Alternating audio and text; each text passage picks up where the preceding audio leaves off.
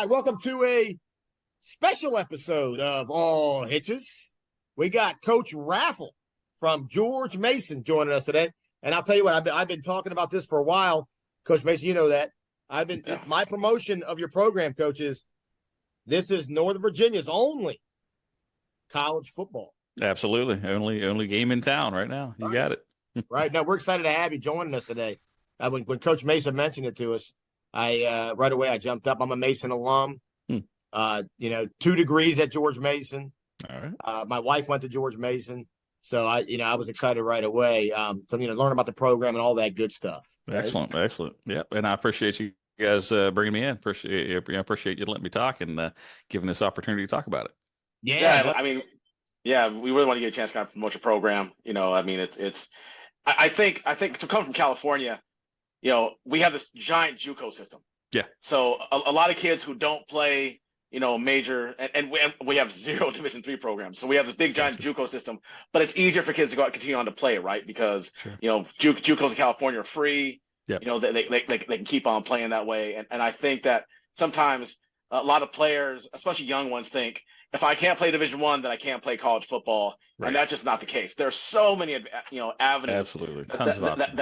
That the kids can play. So I guess first thing I kind of want to ask you is, how'd you end up at Mason? I mean, how long you been there? How'd you end up there? To kind of tell us your journey to Mason. Yeah, no, absolutely. So I spent a lot of time coaching within FCPS. So I was at West Springfield for a little while. I was at Thomas Jefferson after West Springfield.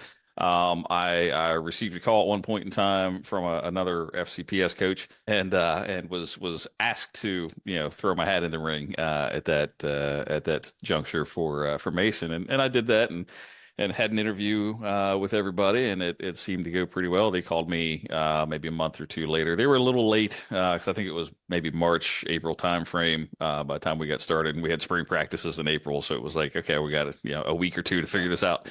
But yeah, that was last year, so I'm going into year 2 as the head coach. So kind of tell us philosophically, what's the difference between coaching, at the college level with the athletes you have as opposed to, coaching at TJ has to be a completely different animal unto itself. But just you have a lot of experience with coaching just at West Springfield, coaching in FCPS for a while. Just kind of talk to us. I'm just curious, like, where's the mindset shift for you, like coaching these different athletes as opposed to coaching the high school kids?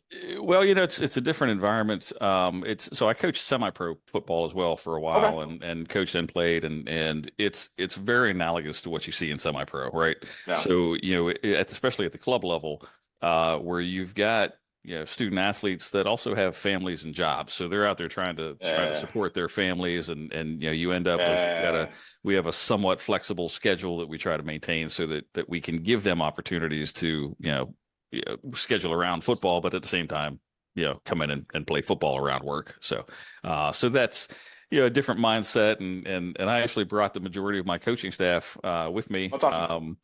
They were we've already got all the systems in place, and it was a matter of getting them involved in that schedule, and but of course several of them had already played semi-pro, so they were used to that too. We've had a couple of coaches over the years that were at Mason, mm-hmm. and at Woodson, and we actually had a couple players from Woodson play at George Mason. They talked highly about the program over the years. Sure, absolutely. Yeah, it's a great program, and it's a great opportunity.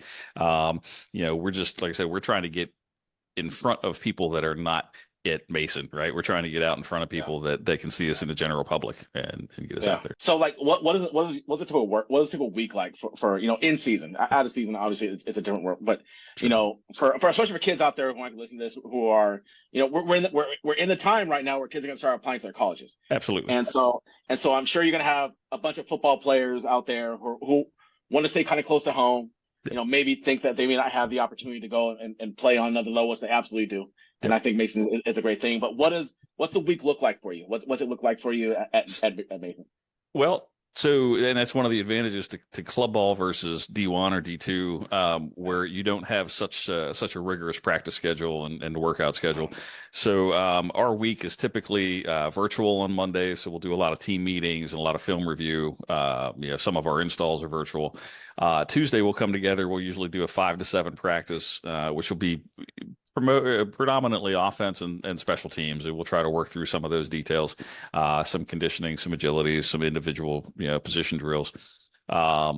Wednesdays we'll extend that practice from a 2-hour to a 3-hour, but we're still in the evening, so we're trying not to take people out of classes, trying not to take people out of work.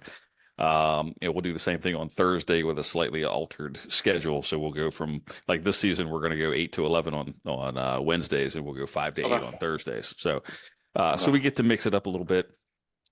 And then Fridays for us, because we play Saturdays or Sundays in some cases, Fridays for us is usually a walkthrough. We're going to probably do a little bit more of a practice, an actual practice this season. And then, we've got some D3 JV and varsity opponents coming up that we'll play on Sundays or Saturdays. And then we've got our regular NCFA games that we'll play on Saturdays. So, okay. I was curious.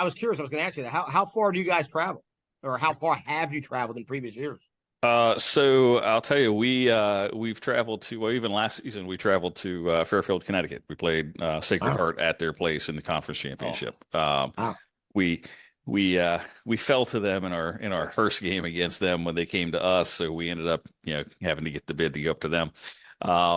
The playoffs, for example, the NCFA playoff games this season, and I don't know that they've officially announced this yet, but it's going to be in Toledo, Ohio. So, we've got some distance to travel. Now, correct me if I'm wrong, but this is available too to kids who go to Nova. Is that correct? Or kids who go to the Nova campus? Are they still to play with you? Yes. Okay. So there are some. How does that work exactly for any, like, especially kids who go to Nova who think they still might want to play? How does that work exactly? Absolutely. So there is what they call a bridge program between Nova and Mason. Okay, so that's going to be Nova Advanced or Mason Advanced, depending on which side of the coin you're on. So that bridge program, in fact, we're working out some of the details as we speak, like literally today, on some of the rules, terminology, and things like that. But essentially, if there is a student that's in Nova and has been accepted into that advanced program, they are essentially enrolled in that program, or they're co-admitted, right? So they're both a student at Nova and a student at Mason.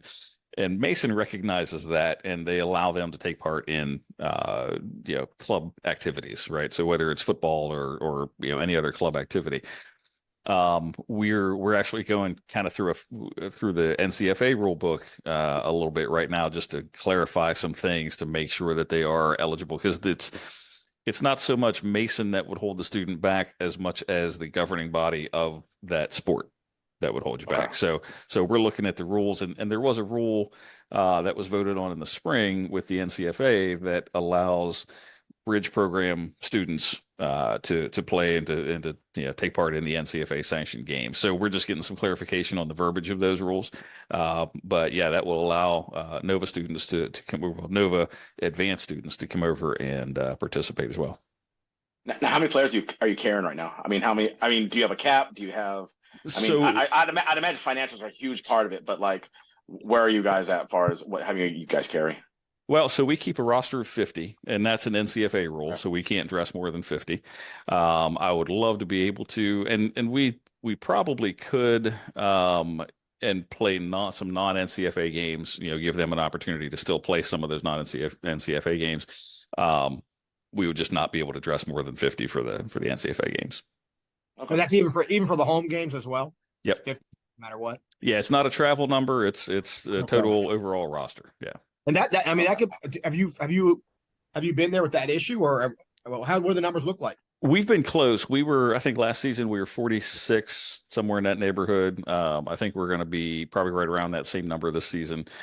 We were anticipating. We had a few guys that we had recruited that were coming on board and ended up, for financial reasons or other various reasons, just not making it. And those guys would have pushed us over that 50, which in that case we would have had tryouts and cuts and all your typical stuff. So yeah, I was thinking about that. I mean, I'm thinking if the Nova thing, I know the details got to be ironed out and all that stuff, but such a big system of community colleges, right? With Nova, absolutely, they have so many campuses that if that ends up kind of working in our favor, I mean, that could open up to a lot of kids. Oh yeah, definitely, definitely. And there are a lot of guys that are at Nova for, whether it's the academics or the finances, that put them in that situation, but they still want to play ball, and this is a Yeah. great opportunity for them to be able to do that. So yeah, Yeah, I think I talk to the kids all the time. I'm like, football is such a finite part of your life.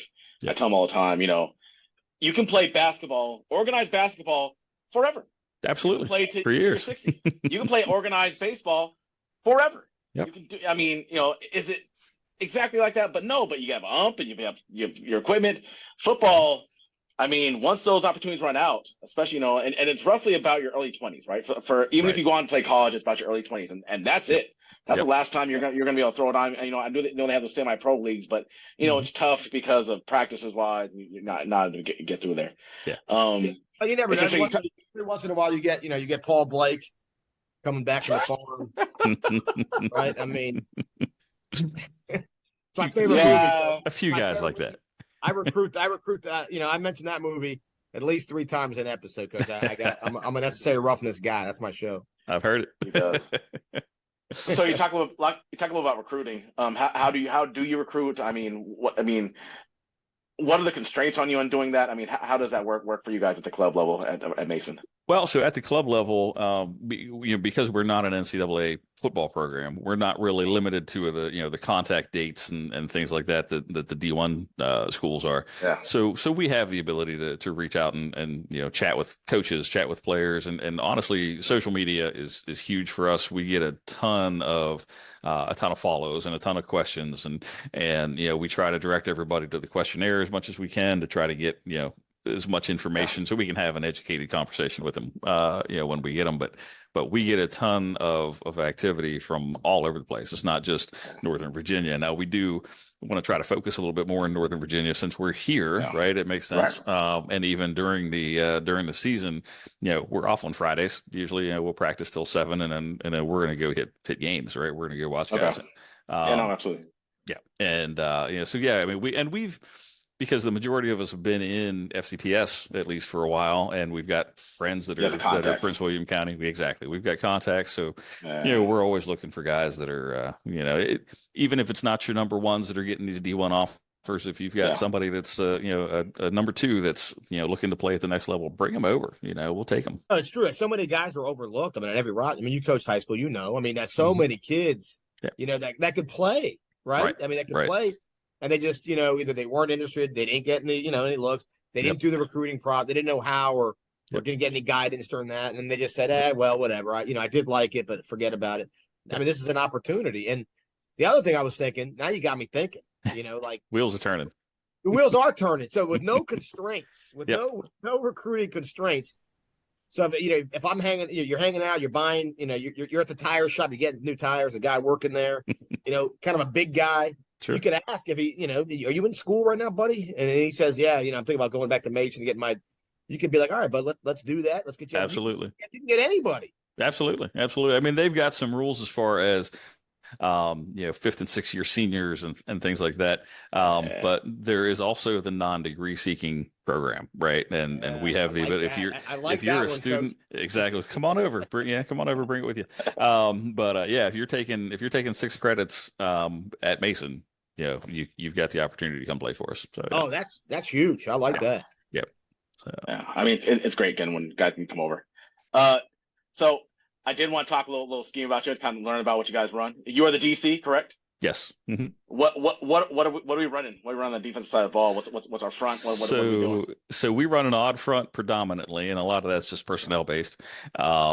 But we've got basically a 3-4, whether it's a 30 front or a 50 front that we run pretty predominantly, and we run some match coverage behind it, and a lot of different stunts and movements up front to try to keep the offenses guessing, and we're usually pretty stout. So yeah.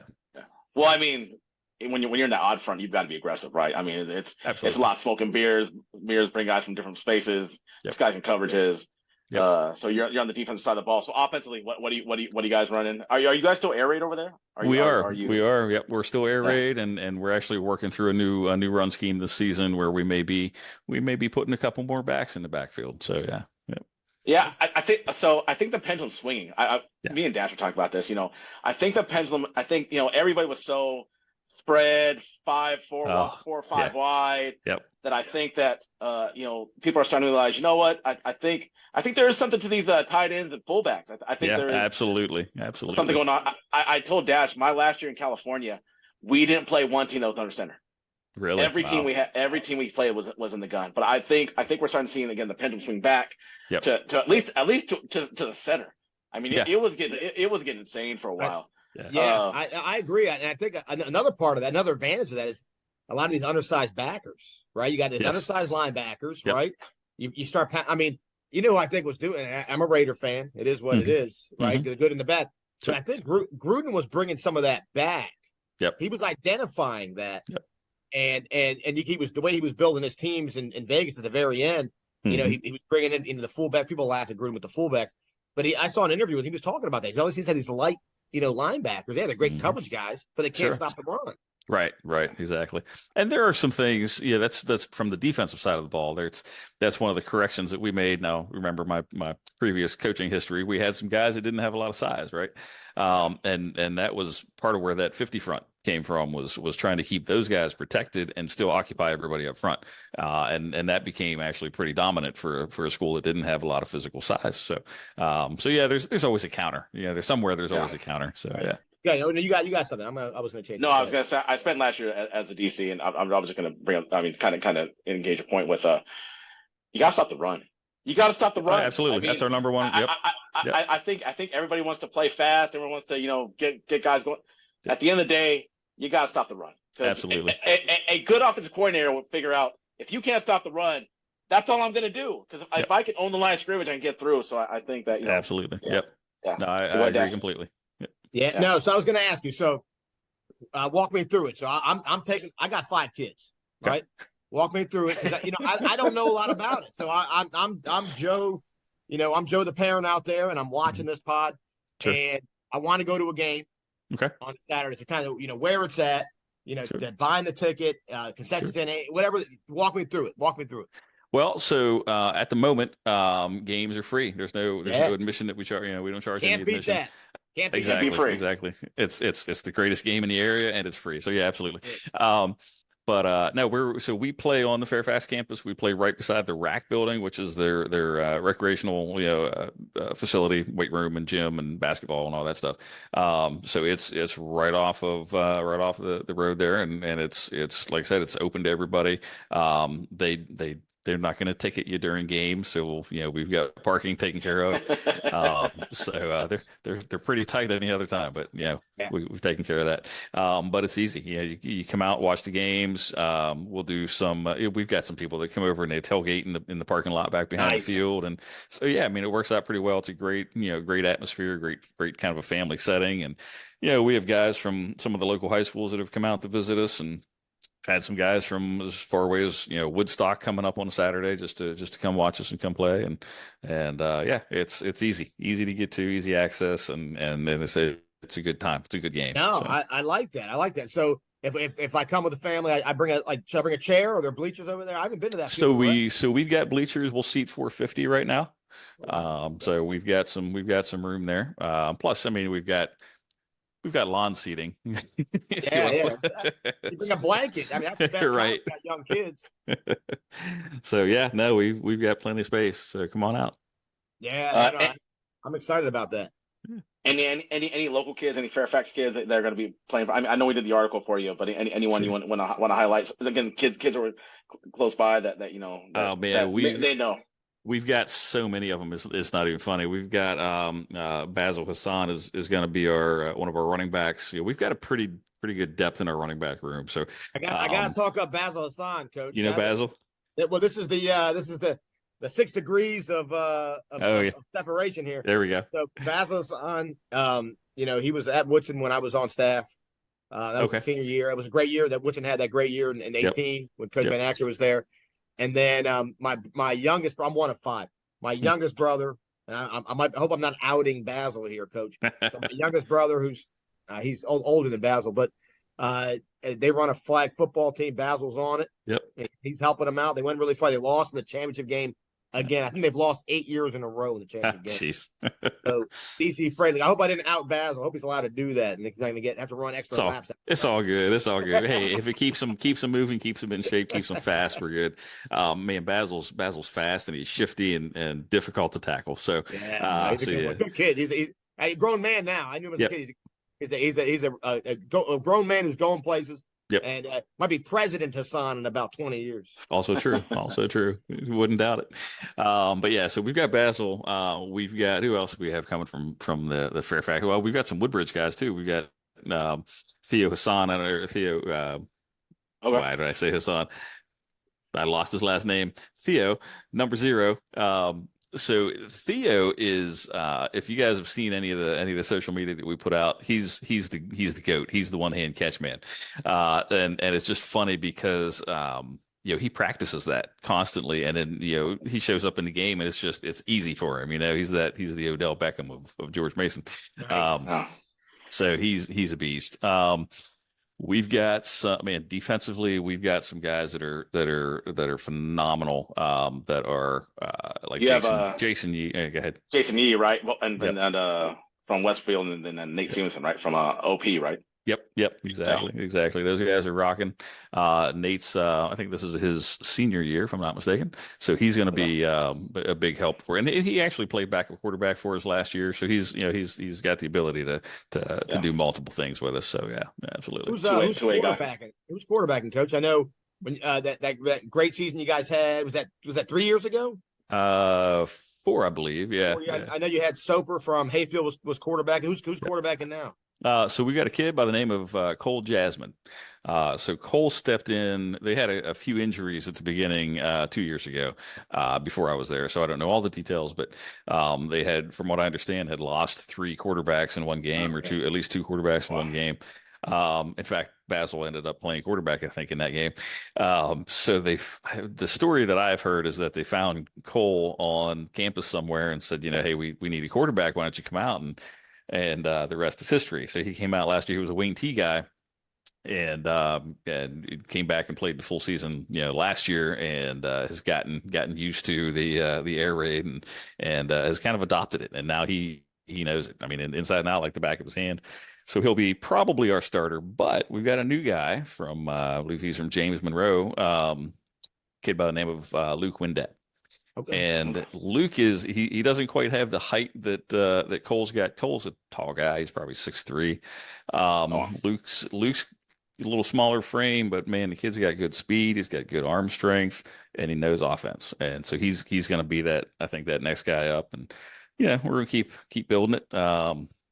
We've got let's see. Yeah, we're going to keep rolling. Let me think. We've got Yachty.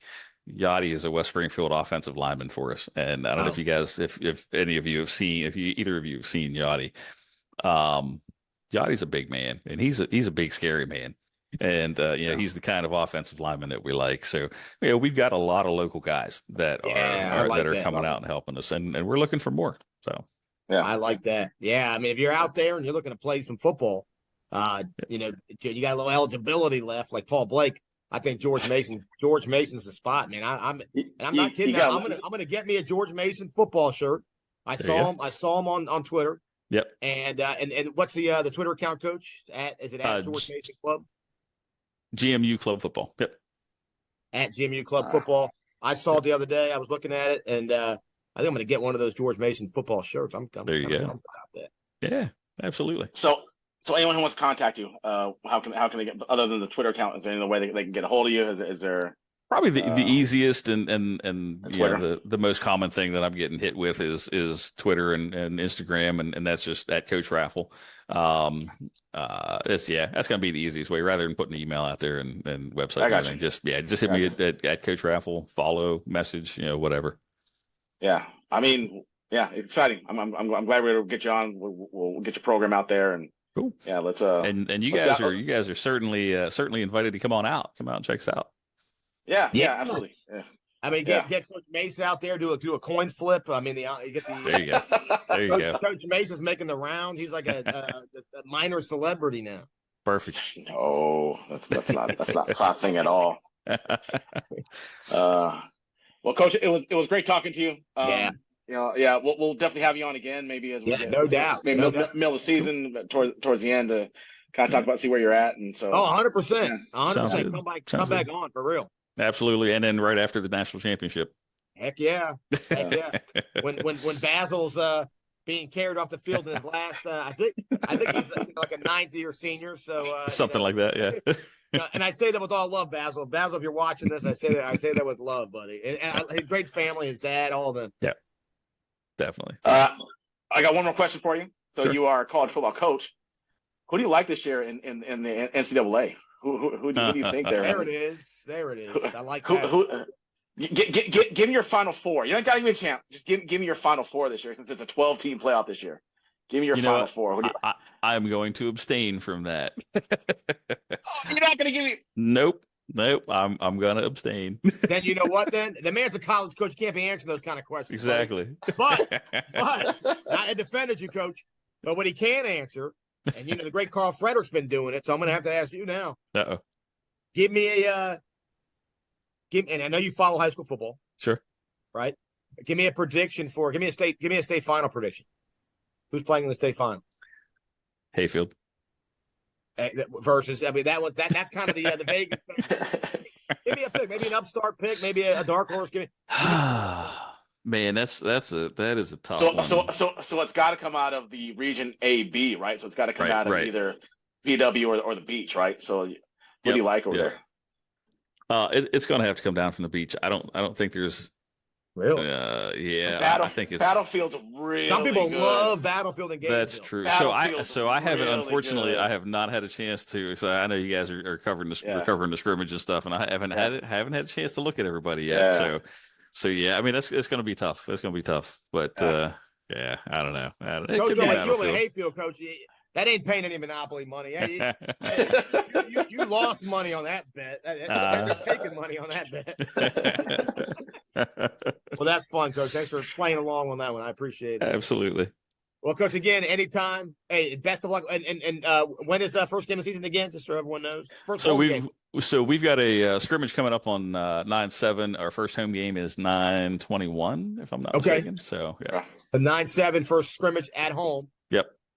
Yep, and then 9/21 at home with UNC Greensboro. Yep. Oh, awesome! Good stuff. Good stuff. Yep. So. All right, Coach. Well, thanks a lot for joining us at All Hitches. We appreciate it, Coach. Absolutely. Oh, by the way, got to ask one last thing. Do you run All Hitches? You know what? We do have All Hitches called, yeah, and what I will do, because I saw your earlier podcast, we will send you video of us running it. Yes, there we go. Finally. On a Saturday or a Sunday. I love it, Coach. That is fantastic. We're retweeting the hell out of that one. There we go. Perfect. Please send that to us. You got it. All right, Coach. Well, thanks a lot for joining us today. Absolutely. Thank you, guys. All right. Take care. See you.